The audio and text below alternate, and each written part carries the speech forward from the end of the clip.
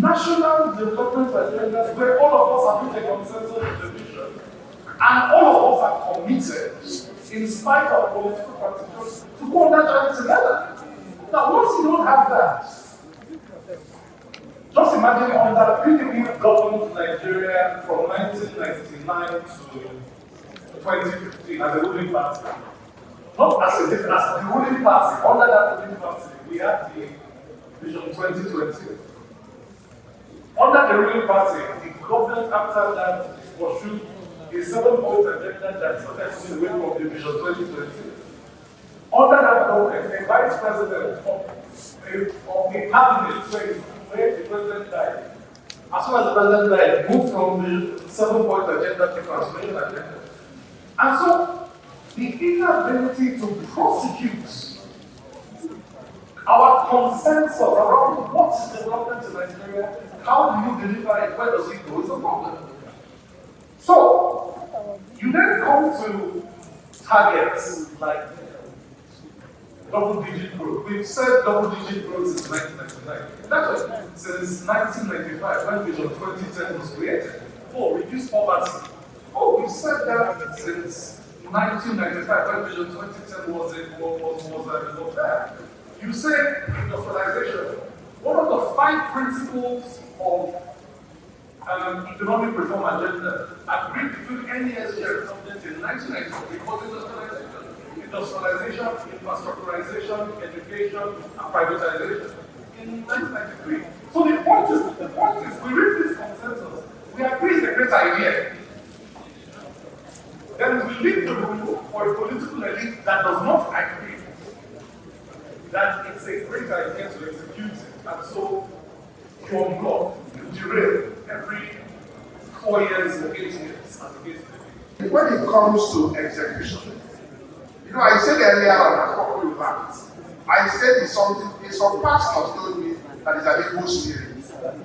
Because it means that at the point of execution, that evil spirit comes in and everything just like that. So of course, we cannot accept evil spirit as the problem of Nigeria. And when I talk about trade policy, I'm talking essentially about things that have to do with import and export tariffs. We have a trade policy process that seems to emphasize more of revenue generation. That is why anytime the customs and talk or the National Assembly is engaging the customs, the conversation is always about the target on revenue. And this kind of mindset has a way of putting unnecessary pressure on businesses. So it is very, very important from a trade policy perspective to use tariff instruments to support investment. The tariff regime in Nigeria is too high.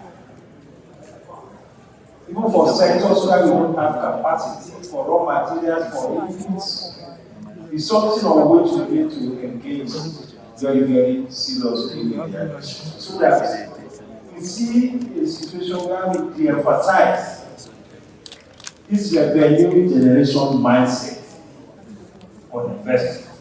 Our global competitors are averaging less than 10% of energy for their production lines. Every single blackout that we experience in Lagos, in Nigeria, equals a loss in profit, it equals fewer jobs, and it equals stunted growth for the average SME manufacturer or business owner.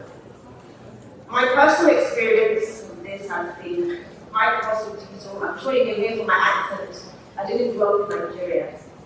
I came here because I had a dream of manufacturing in Africa and exporting to a global market. And I'm sharing with you a little bit.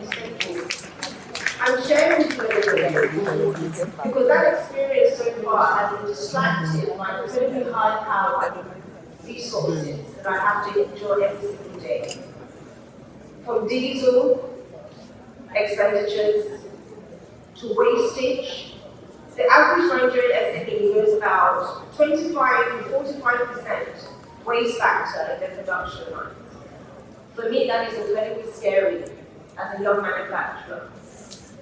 As you know, to form a business, you say you do equity at the beginning. And when the business is growing, you want to expand and you do your years. Tomorrow, you must be specific as to what you want to use the money for. And you thought that the blessing from that expansion of the project was more than what you are paying as interest on the loan. That's not business. Usually, we say, don't do long term. If what you want to fund is working capital, now, taking this to reference, I'm hoping that one day we have a surplus budget in this country. That it is not a one-size-fits-all, whether one policy will work for everybody in society. As we speak today, we look at the private sector, particularly the SME sector. You discover that 85.5% of them belong to the nano sector. This is very, very key to the economy because the largest part of the SME sector. But government is not focused on this. Many of them are not even regulated. All the bulk of the regulation comes from the less than 50% that form the S at the end of the enterprise sector, which is not really the best.